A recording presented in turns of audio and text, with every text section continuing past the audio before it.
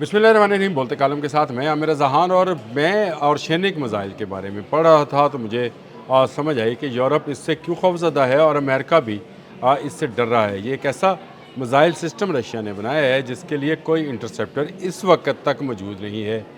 क्या रशिया ने ये मिसाइल सिस्टम ईरान को भी दिया है? ये बात सोचने वाली थी, लेकिन मैंने जब इस पर स्टडी करना शुरू किया और मैंने ऑर्शेनिक पर जब अपना वीलॉग किया था तो मैंने आपसे कहा था मैं ईरान के बारे में भी स्टडी कर रहा हूँ कि क्या ऑर्शेनिक उसके पास है। बिल्कुल है, बल्कि ऑर्शेनिक का अगला वर्जन जो है वो उसके पास है, क्योंकि जो ऑर्शेनिक मस्त जो है जो कि इस्तेमाल किया है यूक्रेन में रशिया ने 90 के करीब ये मिसाइल फायर किए थे।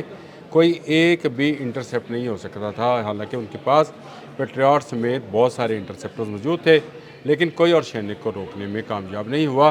ये एटमी वॉर हेड ले जाने वाला मिसाइल है।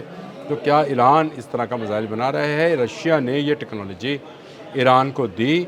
आज से तकरीबन 1.5 साल कबल एक टेक्नोलॉजी ईरान ने ट्रांसफ़र की थी रशिया से, और इस टेक्नोलॉजी के तहत उसने फतह 1 और फतह 2 बनाए थे। ये फतह 1 और फतह 2 जो हैं जिनको वो फातिहा कहते हैं, इसलिए मैं भी इसको फातह ही कह देता हूँ। फतह 1 और फतह 2 जो है ये वो मिसाइल्स हैं जो कि हाइपरसोनिक स्पीड में हैं और सैनिक की तर्ज पर ही इनको बनाया गया है। और ये लेकिन ये ऑर्शेनिक से ज़रा ज़्यादा स्पीड के हैं। ऑर्शेनिक 10 से 12 मार्क यानी आवाज़ से 10 से 12 गुना रफ्तार के साथ सफ़र करता है। ये 13 से 15 गुना यानी ये उससे 2 हाथ आगे है ये मिसाइल। और इसके लिए ना पेट्रॉट, ना एरो, ना थॉड, कोई इंटरसेप्टर मौजूद नहीं है।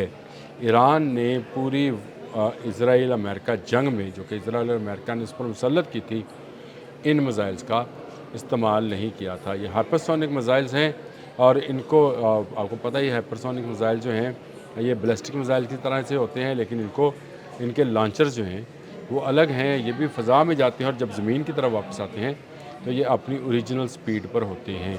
उस वक्त इनका जो मामला है अब वो मज़ीद खुल जाता है, यानी ये चंद हिस्सों में तकसीम हो जाते हैं और मुख्तलिफ़ सिमतों में जाने वाले जो वॉर हेड्स हैं वो मुख्तलिफ़ सिमतों में तबाही मचा देते हैं। व्लादिमीर पुतिन ने और सैनिक के मतलब कहा था कि इस पर एटमी वॉर हेड ना भी हो तो रवायती वॉर हेड से भी ये एटम बम जितना नुकसान पहुंचा सकता है। यूक्रेन पर इसका कामयाब तजर्बा कर लिया गया। 90 के करीब जो यूक्रेन का दारुल हुकूमत है कैफ, उसके इर्द गिर्द इनको फायर किया गया था। तमाम अपने अपने निशानों पर लगे और तमाम ने बड़े पैमाने पर तबाही मचाई।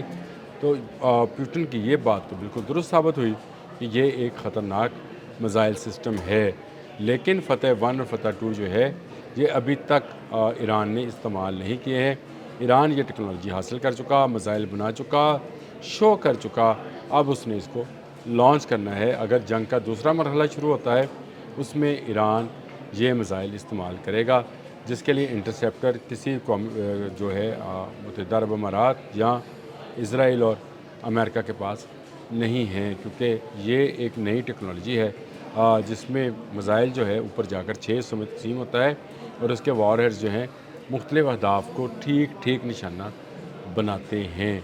और सैनिक का खौफ, मैंने इस पर एक पूरा व्लॉग किया था, बताया था कि ये हाइपरसोनिक मिसाइल जो है ये 5000 किलोमीटर तक का सफ़र तय कर सकता है। और रशिया के इस मिसाइल से ना सिर्फ यूरोप कांप रहा है बल्कि अमेरिका को भी ख़तरा है कि अमेरिका में भी ये जो है वो फेंका जा सकता है। आपको पता है कि रशिया और अमेरिका एक ख़ित्ता अर्ज़ी पर ही बहुत करीब तर आ जाते हैं, यानी अंटार्कटिका से अगली तरफ जो है अमेरिका शुरू हो जाता है। तो इसलिए उसको ख़तरा है कि ये वहाँ पर भी लॉन्च किया जा सकता है। लेकिन ईरान के पास ये मिसाइल होना जो है ये इस बात की खुला सबूत है कि पूरा मिडल ईस्ट उसके निशाने पर है। ना सिर्फ मिडल ईस्ट बल्कि यूरोप भी उसके निशाने पर है। और ये फ़तह जो है इसने इसलिए इस्तेमाल नहीं किया था ताकि वो चाहता था कि अगर जंग किसी ऐसे लम्हे में जाए जहाँ पर बड़े हथियार इस्तेमाल करने पड़ें, उसमें ये इस्तेमाल करें। पहला जंग का मरहला जो 40 रोज़ा था आज 92 रोज़ 93 रोज़ हो गए, 93 डेज़ हो गए। उस मरहले में तो उसने उसके ड्रोन्स ही काफ़ी रहे। उसने ना सिर्फ इंटरसेप्टर्स को ख़राब किया बल्कि अपना खौफ भी फैलाए रखा। अमेरिकन एम्बेसीज तक जो थी और अमेरिकन फ़ज़ाई अड्डे और फ़ौजी अड्डे जो थे उन ड्रोन्स का निशाना बनते रहे, जिनमें मोटरसाइकिल पे 555 सीसी के इंजन थे। वो निशाना बनाते रहे।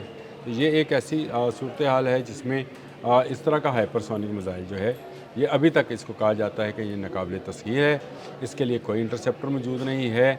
और दूसरी इसकी सबसे बड़ी बात ये है, वो है मनूवरिंग, इसको कहा जाता है मनूवरिंग नोज़ल्स। ये एक ऐसी हिकमत अमली है जिसमें मिसाइल जो है फ़ज़ा में ही अपना रुख चेंज कर लेता है। जब इसको पता चलता है, इसके सेंसर्स इसको बताते हैं कि इसकी तरफ ख़तरा बढ़ रहा है, कोई इंटरसेप्टर इसकी तरफ आ रहा है, तो ये अपना जो है ज़िग ज़ैग में अपना रुख चेंज तब्दील करता है और फिर जाता अपने टारगेट पर ही है। यानी ये मनूवरिंग जो है फ़ज़ा में ही कर लेता है। ठोस ईंधन का इस्तेमाल है इसमें, सॉलिड प्रोपेलेंट है जी इसमें, और ये सॉलिड फ्यूल जो है इसको, ये एक तो रफ्तार बहुत ज़्यादा देता है, दूसरा इसको लंबे अरसे तक के लिए उड़ाने के लिए ये काफ़ी है। जिस तरह मैंने आपको बताया कि ये 5000 किलोमीटर तक जो है मार करता है। इसको तकरीबन कह सकते हैं कि जो ईरानी फ़तह है उसकी अब तक की जो रेंज है वो तकरीबन यही है कि 5000 किलोमीटर तक ये सफ़र कर सकता है। और ये MIRV है, यानी एक व्हीकल है जिसके अंदर जो है बहुत सारे वॉर हेड जो हैं ले जा सकते हैं। हर वॉर हेड जो है वो 350 से 440 किलोग्राम के वज़न रखता है। पे लोड इसकी 4000 किलोग्राम से ज़ायद है। और ये ईरान ने जो बनाया है ये सिर्फ रवायती हथियारों के लिए है। इसमें एटमी वॉरहेड क्योंकि ईरान के पास नहीं है, तो इसलिए वो इसमें ये इस्तेमाल नहीं कर सकता।